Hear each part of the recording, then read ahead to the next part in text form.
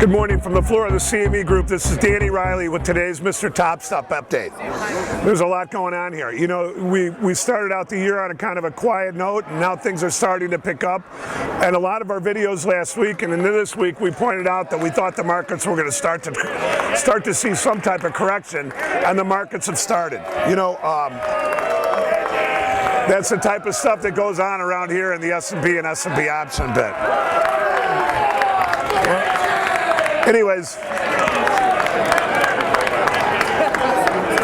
Anyways, most of the time that's something embarrassing that they're probably embarrassing somebody in the pit with, and that's probably what that is.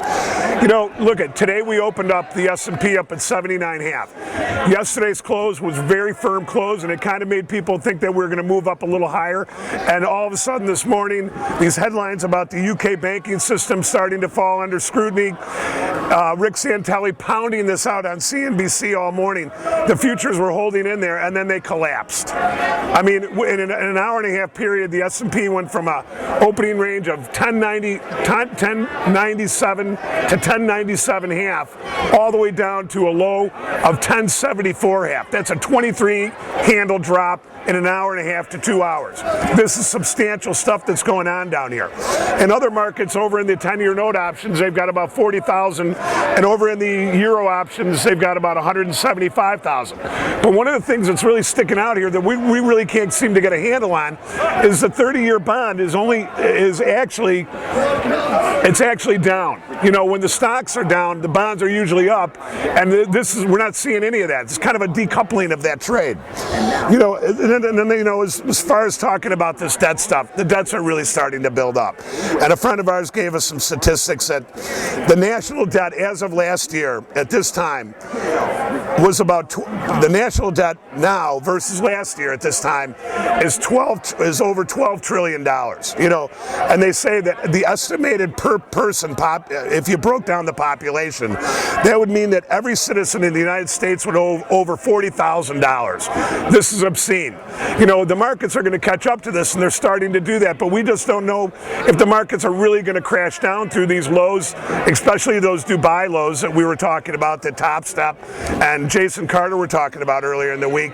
You know, what we do know is that the markets have had a free ride on the upside like we've been talking about, and what happens is when the markets go up like this, people become a little bit more relaxed. They tend to not pay attention as much.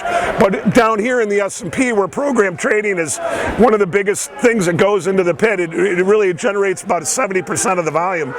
We have to follow that.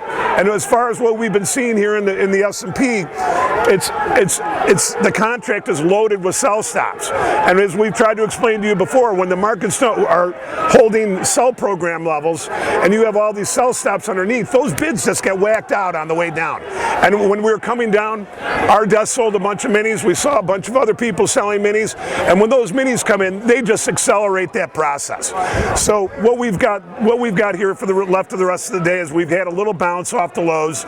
We think the market still looks like it's going down from here. Now, you know, but the other side of the coin, and this is a really important part, is we're going into the end of the month. Now, we don't know if there's any buying that's going to be tied to that.